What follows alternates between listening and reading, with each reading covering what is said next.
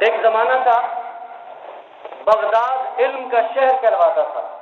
बड़े बड़े मदरसे थे, बड़े बड़े उलमा थे वहां पर, बड़े बड़े औलिया अल्लाह, बुजुर्गान दीन, इल्म की शमा रोशन थी। पूरी दुनिया से लोग फैज़याब होते थे।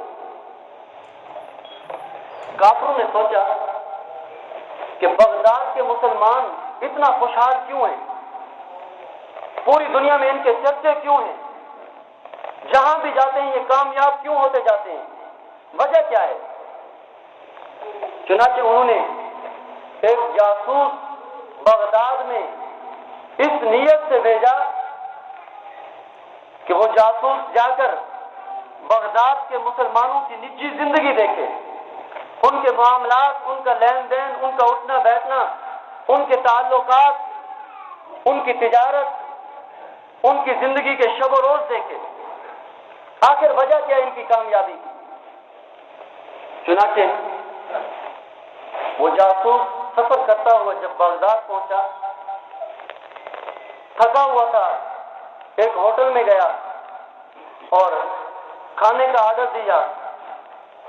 होटल वाले ने खाना ला के सामने रख दिया। खाना शुरू किया उसने, साथ बैठा एक मुसलमान आने वाले को बार बार देख रहा था। मुसलमान ने खाना खाया और खाना खा के चल दिया। जब वो काफिर जासूस खाना खा चुका, होटल मालिक के पास गया, अभी मेरी रोटी की कीमत क्या बनती है, पैसे कितने बनते हैं, मैं अदा करने आया हूं। तो होटल मालिक कहने लगा कि तुम्हारे खाने की कीमत तुम्हारे साथ जो बंदा बैठा था ना, वो अदा कर चुका है, इसलिए आपको कीमत देने की जरूरत नहीं।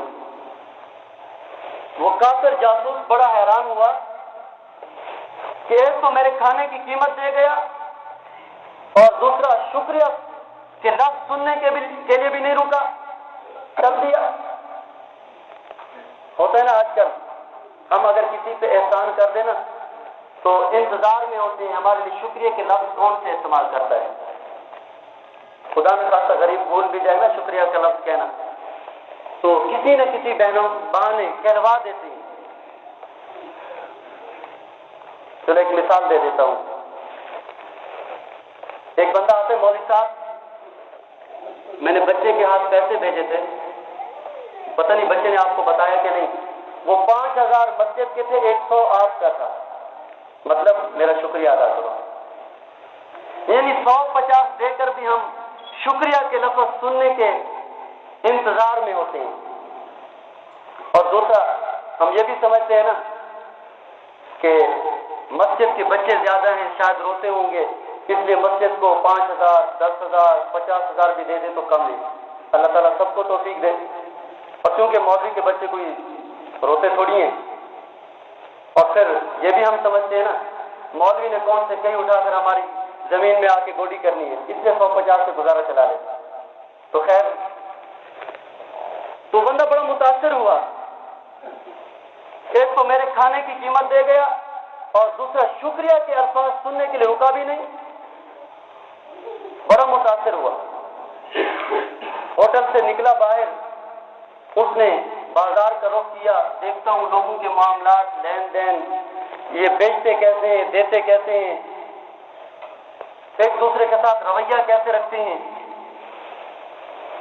तो एक दुकान पे गया, उसने कुछ खरीदना था। दुकानदार से कहा फलां चीज मिल जाएगी? उसने कहा जी मिल जाएगी। कितने की? 10 रुपए की। कहा दे दो। अब दुकानदार ने बड़ा अजीब जुमला कहा, कहने लगा ये जो चीज है ना मेरे पास भी मिल जाएगी, लेकिन मैं तुम्हें मशवरा देता हूं, मेरे सामने का जो दुकानदार है ना, यही चीज उसके पास भी है, वो भी तुम्हें 10 रुपए की देगा, जाकर उससे ले लो। वो बंदा उस दुकानदार के पास चला गया, वही चीज उसको 10 रुपए की मिल गई, लेकिन उसे तजस्सुस हुआ कि उस दुकानदार के पास वो चीज थी नहीं या उसने मुझे दी नहीं। वो चीज लेकर पहले दुकानदार के पास आया और पूछा वजह क्या है, तेरे पास वो चीज थी नहीं या जानबूझकर तूने वो चीज मुझे दी नहीं, वजह क्या है? पहले दुकानदार ने बताया कि वो चीज तो थी मेरे पास, लेकिन जानबूझकर मैंने इसलिए नहीं दी, इसलिए कि आज मेरी दुकान पे ग्राहक इतने आए हैं कि अल्हम्दुलिल्लाह मेरे बच्चों की रोजी बन गई है। आज मैं सामने दुकानदार को देख रहा हूं, सुबह से लेकर अभी तक उसके पास एक ग्राहक भी नहीं आया। तो मैंने सोचा कि आप ये चीज उससे खरीदेंगे तो उसके बच्चों की रोजी बन जाएगी। जब हम सही माने में मुसलमान थे तो अपनी जात से ज्यादा दूसरे का भला चाहते थे, अपने आप को फायदा पहुंचाने से ज्यादा दूसरे का फायदा चाहते थे। और यही सबक दिया अल्लाह के महबूब इमामुल अंबिया सल्लल्लाहु अलैहि वसल्लम ने, अद्दीनुन नसीहा, कि दीन खैर खाही का नाम है।